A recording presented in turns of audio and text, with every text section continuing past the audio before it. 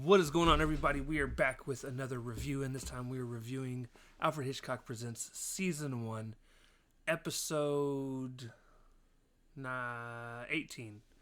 And this episode was called Shopping for Death. This was directed by Robert Stevens, written by Ray Bradbury. It starred Jo Van Fleet as Miss Shrike, and this episode came out January 29th, 1956.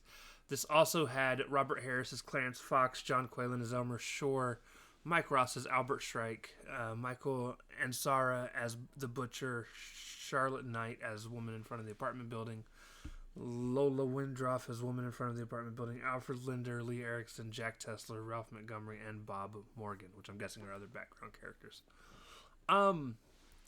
So this is all about two guys by the name of Clarence and Elmer who are basically retired insurance agents.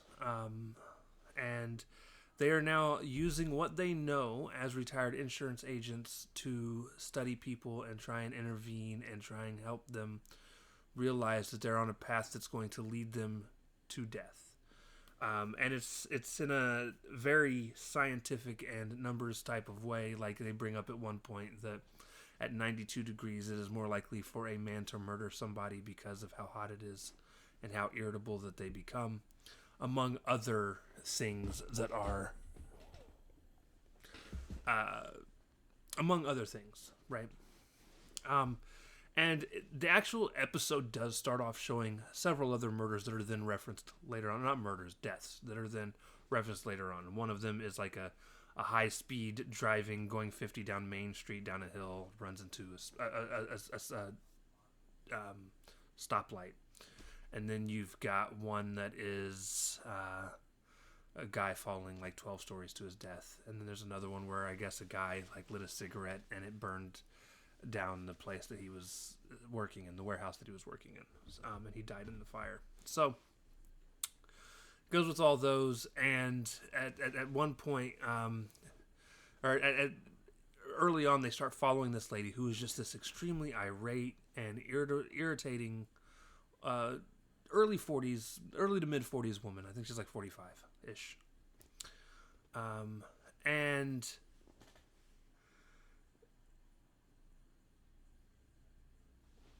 so they follow her around, and like she goes into this store, she walks out of the apartment and is like yelling at all of her neighbors. She stops to get ice cream and is rude to the guy that sells her ice cream. Goes into the butcher, constantly yells at him for the cut of meat that she got the day before being not good, and she gets good beef brains. I don't want none of the sheep brains. I want the good beef brains or whatever. So she's like being an absolutely irritating twat. And she then goes home, and the husband leaves with already having thoughts of like wanting to murder her. Like you could tell he's super irritated, and she's being super irritating.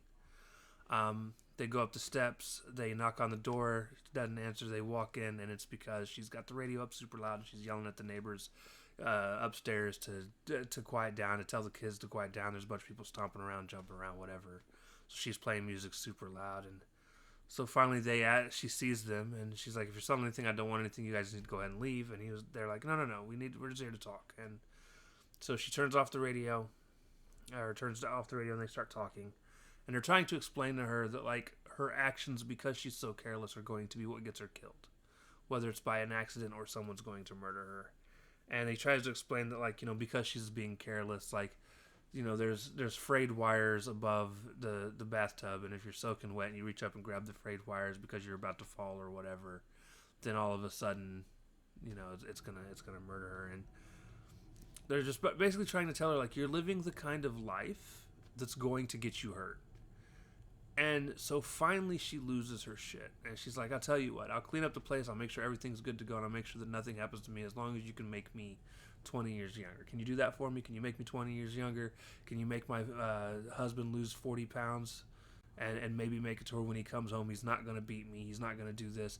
And she just goes off about every little thing, like talks about how the neighbor kids don't give a damn about her and are completely rude, and basically goes into a pity me, woe is me mentality, but yelling at the guys while she's doing it. And then at some point, one of the guy that's really trying to be the one to help people, finally loses his shit and rears his cane back like he's about to just beat the hell out of her.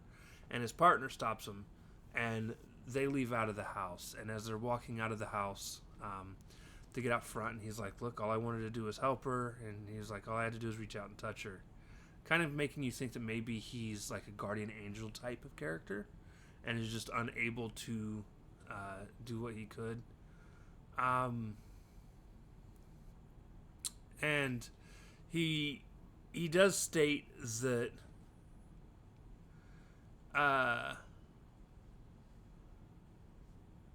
he lost Elmer, the guy that's really trying to help people, states that he lost his pride, or his pride caused him to fail to see her as a doomed lost soul. Like, he wanted to help her the best he could.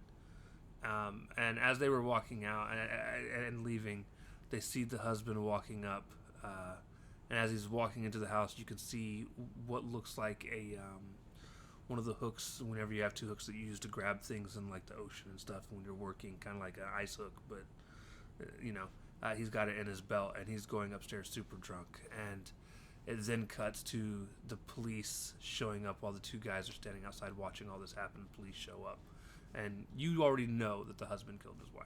So, I'm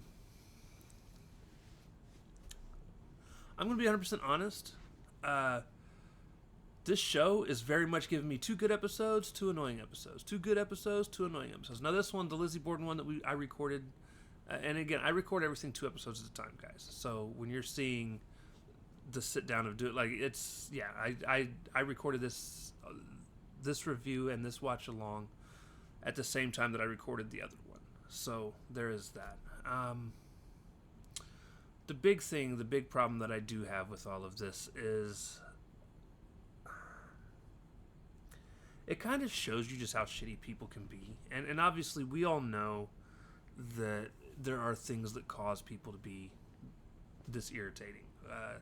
Now, we don't know all the necessary reasons for any individual that it happens. Sometimes it's familial issues, they grew up in a very crappy home, things like that. Sometimes it is like they just get themselves into a situation like, yeah, these two, her and her husband, might have been madly in love when they got married, and then all of a sudden he started leaning more into the drinking, maybe work, he got fired from a job at one point, and so he starts drinking or whatever and becomes abusive, and it just leads down this path of her just living a very crappy life and honestly probably being okay with being murdered.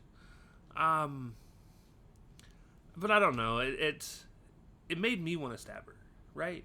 Because, like, she's just being this absolute shitty snob. And honestly, if she was more kind to, like, her husband and other people, she may not see it as that, but she would actually probably be treated in kindness back. I mean, there's always going to be somebody that treats you like crap, because there's always somebody that just is having such a bad time with life that they're always just going to be negative towards you. But you can only control how you react to that and how you act towards other people. And I don't feel like having a crappy life is reason enough to lash out at people and just be an outward butthole. I don't know. Did she get what she deserved? Probably. She's just a terrible person. But we don't know what made her a terrible person, all in all.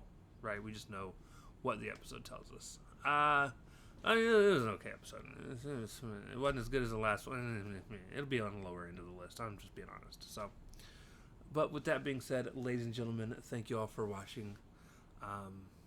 We'll see you guys next time. Peace.